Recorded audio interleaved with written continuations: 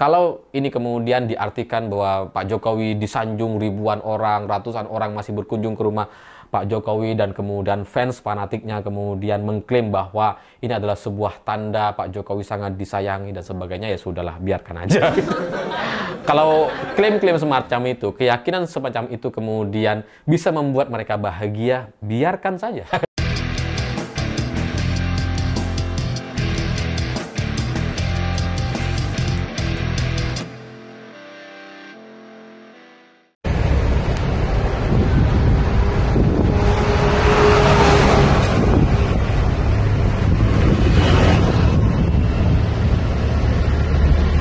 Selamat malam semuanya. Di tengah drama panas terkait pagar laut yang katanya dibongkar dan kemudian HGB dan SHM-nya dibatalkan, tiba-tiba rumah Pak Jokowi didatangi oleh ratusan orang. Kayaknya panjang sekali antriannya sampai Pak Jokowi katanya kaget. Kenapa ada banyak sekali orang yang ingin bertemu dan bersalaman dengan dirinya?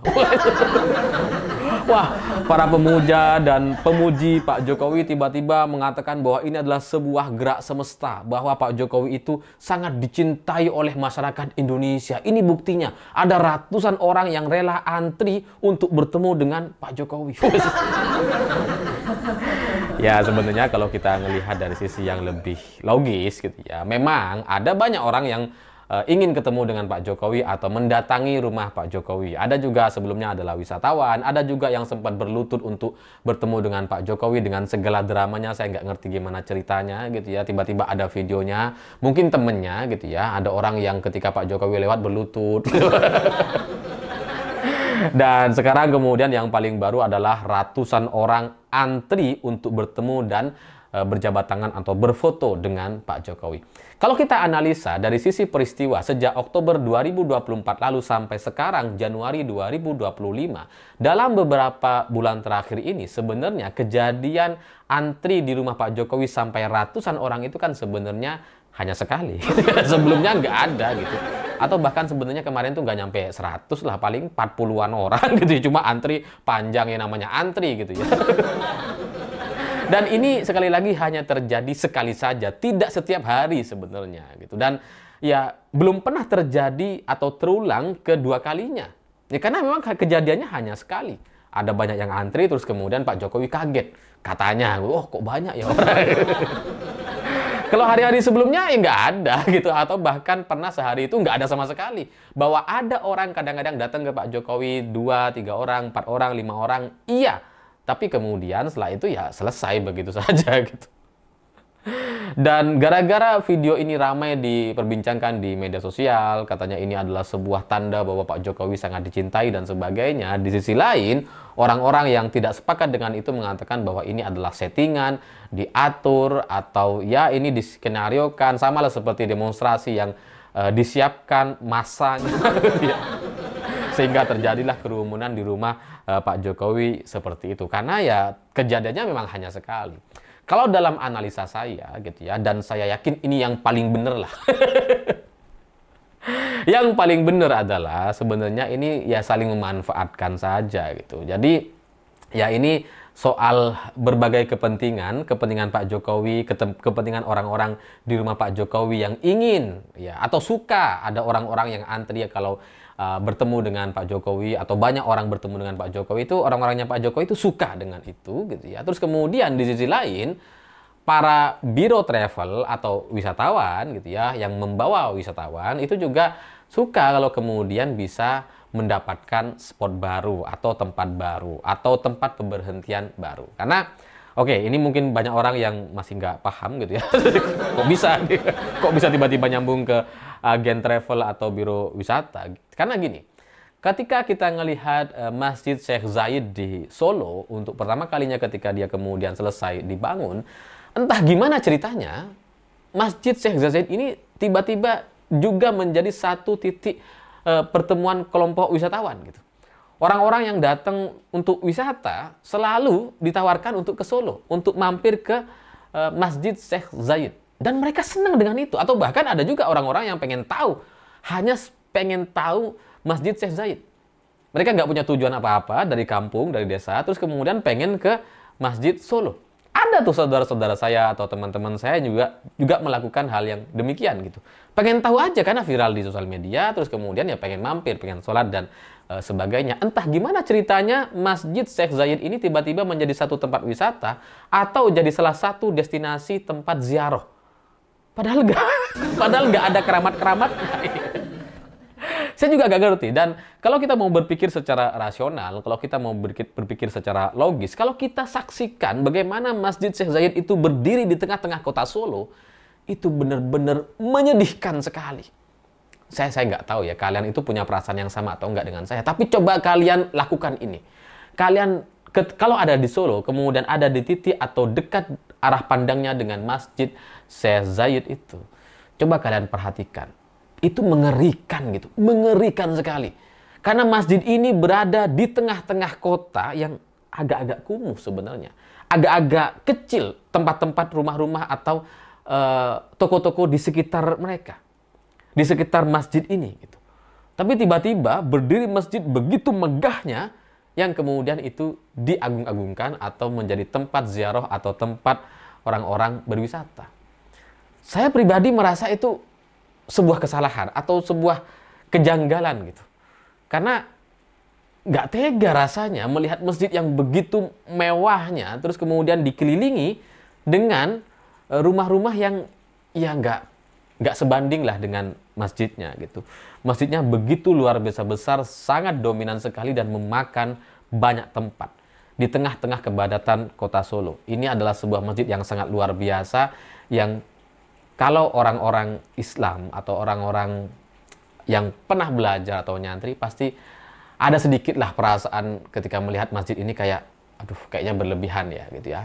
Dan kemudian setelah itu sekarang dijadikan satu tempat wisata atau tempat ziarah yang entah mereka mau ziarah kemana, saya juga nggak ngerti. Tapi ya begitulah biro travel atau biro wisata gitu. Mereka selalu mencari spot atau tempat-tempat baru. Dan Masjid Syekh Zayed ini masih tergolong baru sehingga sekarang memang masih banyak orang melakukan kunjungan wisata ke sana. Sekedar untuk sholat, foto-foto dan sebagainya. Ya itulah fungsi atau tujuan dari berwisata ala orang-orang Indonesia kelas menengah ke bawah. Dan itu sama juga seperti misalkan dulu jembatan Suramadu gitu ya. Di awal-awal pembangunan ketika baru diresmikan, ketika baru berfungsi secara umum gitu, itu banyak sekali orang yang foto-foto di tengah-tengah Suramadu gitu. Sampai kemudian ada himbauan, ada peringatan untuk tidak berfoto di tengah-tengah Suramadu. Jadi memang itulah masyarakat kita kalau mau berwisata itu cenderung mencari tempat-tempat baru. Dan biro travel atau biro wisata itu ya memang dia diwajibkan untuk mencari tempat atau spot-spot yang baru. Nah sekarang kalau Masjid Syekh Zayed masih sering dikunjungi atau dijadikan tempat wisata atau titik ziarah orang-orang ya karena memang masih cukup baru. Kalau Suramadu sekarang udah nggak ada tuh yang foto-foto di sana. Paling foto dari dalam mobil aja. Kalau dulu sampai turun ke jalan gitu kan. Nah, ketika gitu, ini kan saya dengar cerita saja dari teman-teman yang punya biro wisata gitu ya.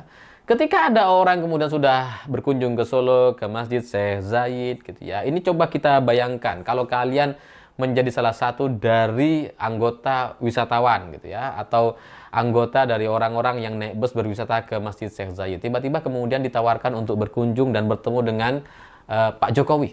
Kira-kira kalian setuju atau enggak? Pasti mayoritasnya itu setuju. Ya karena kenapa? Ya karena ya lumayan bisa foto dengan Pak Jokowi gitu. Gratis lagi, nggak perlu tiket gitu ya, malah bisa dapat bingkisan. Siapa yang nggak mau gitu? Jangankan ketemu dengan Pak Jokowi atau foto, Jumat berkah aja yang cuma isinya nasi kotak itu antrinya ratusan orang. Di mana-mana gitu. Di Jakarta, Surabaya, Semarang, Medan, semuanya tuh. Kalau sudah Jumat berkah gitu ya, ada nasi kotak, antri ratusan orang. Ya, jadi itulah logika dari orang-orang yang berwisata atau naik bis dan kemudian mendatangi rumah Pak Jokowi. Ya mereka memang adalah wisatawan yang kebetulan mampir di Solo. Bukan kebetulan, memang diagendakan untuk mampir di Solo di Masjid Syekh Zayed, dan travelnya itu mengusulkan satu ide baru, yakni bertemu dengan Pak Jokowi dan berfoto. Ya semua pasti mau gitu, karena ya Pak Jokowi ini kan orang yang dikenal, memang dikenal sekali gitu. Karena ya presiden 2 periode, presiden 10 tahun, ya pasti dikenal lah. Terlepas suka atau tidak suka, itu nggak ada urusan. Pokoknya kenal dulu, terkenal dulu gitu. Pokoknya foto deh. Meskipun dulu memang mungkin bukan pemilihnya Pak Jokowi, pemilih Prabowo, Dayhat misalkan, ya udah foto aja dah. Kenang-kenangan. Karena faktanya Pak Jokowi adalah presiden 2 periode, presiden Republik Indonesia. Itu aja. Jadi kalau skema yang seperti ini mau diterapkan kepada Pak SBY, itu pasti juga akan terjadi hal yang sama. Misalkan gitu ya, kunjungan ke Bogor, wisata ke Bogor, terus kemudian bonus ketemu dengan Pak SBY, foto, apalagi dikasih bingkisan. Ya pasti mau. Ya karena bagaimanapun Pak SBY adalah presiden Indonesia, 2 periode juga gitu. Siapa yang nggak mau? Kalau saya ada dalam bis itu, kemudian ditawarkan untuk ketemu dengan SBY dan berfoto, ya mungkin saya berharap semoga Pak SBY nggak nonton saya. Supaya Pak SBY nggak kenalin, yang penting foto gitu kan. Mungkin diam-diam saya juga mau untuk foto gitu. Itu logika awam masyarakat kita gitu. Atau misalkan ada orang yang berwisata ke Semarang misalkan gitu ya.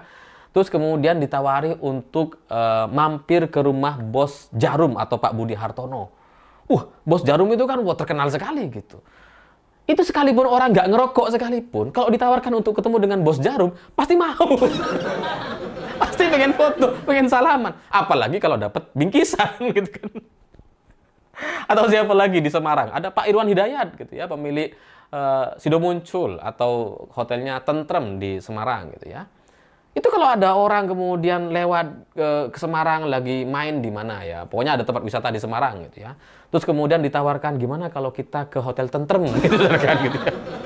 Ketemu dengan Pak Irwan, foto, pemilik Sido Muncul. Ya pasti mau. Nggak bayar tiket gitu ya. Bayar tiket pun pasti mau mereka gitu ya. Kalau misalkan foto dengan Pak Irwan harus bayar 50.000, pasti mau gitu. Pasti banyak yang antri, ratusan orang pasti yang antri gitu kan. Ya cuma Pak Irwannya mungkin yang nggak mau gitu ya, capek foto sama mereka gitu. Harus berdiri gitu kan. Sekalipun orang nggak pernah minum tolak angin gitu ya, nggak pernah tahu misalkan produk-produk Sido Muncul misalkan gitu ya, kalau ditawarin foto sama Pak Irwan, pasti mau dia gitu.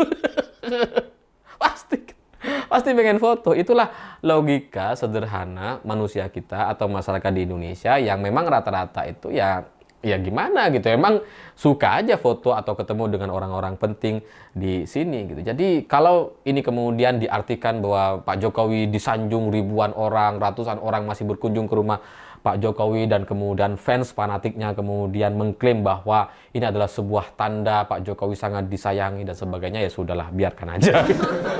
Kalau klaim-klaim semacam itu, keyakinan semacam itu kemudian bisa membuat mereka bahagia, biarkan saja. Karena menjadi Pak Jokowi jelas tidak mudah sama sekali. Jelas gak mudah gitu ya. Menjadi presiden 2 periode terus kemudian berakhir, itu jelas mengalami goncangan. Dulu Pak SBY juga mengalami hal yang sama. Tapi bedanya Pak SBY itu ya ceriwis di media, menanggapi setiap respon atau komentar pernyataan-pernyataan presiden yang sedang berkuasa atau menteri-menteri yang sedang berkuasa. Itu yang dulu dilakukan oleh Pak SBY ketika main Twitter. Sekarang Pak Jokowi melakukan hal yang berbeda, yakni bertemu dengan masyarakat, berkunjung ke suatu tempat gitu, kunjungan seolah-olah masih menjadi presiden Indonesia gitu.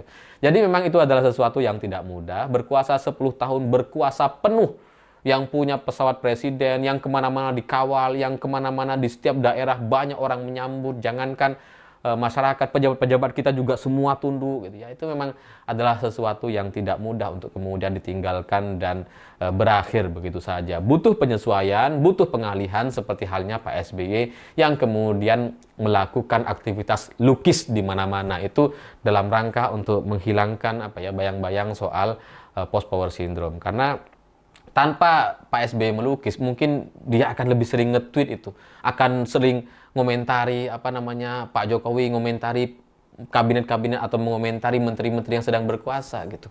Akan terjadi keributan-keributan terus gitu. Itulah kenapa saya kemudian jadi pakar mantan waktu itu.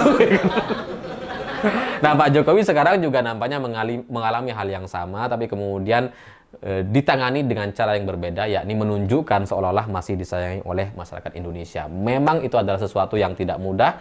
Kemelekatan yang ada di diri kita itu memang tidak mudah untuk dilepas. Jangankan kekuasaan 10 tahun, menjadi presiden 10 tahun. Kita punya mobil aja, 5 tahun mau dilepas, susah. Saya pikir itu. Terima kasih sudah menonton. Begitulah kura-kura.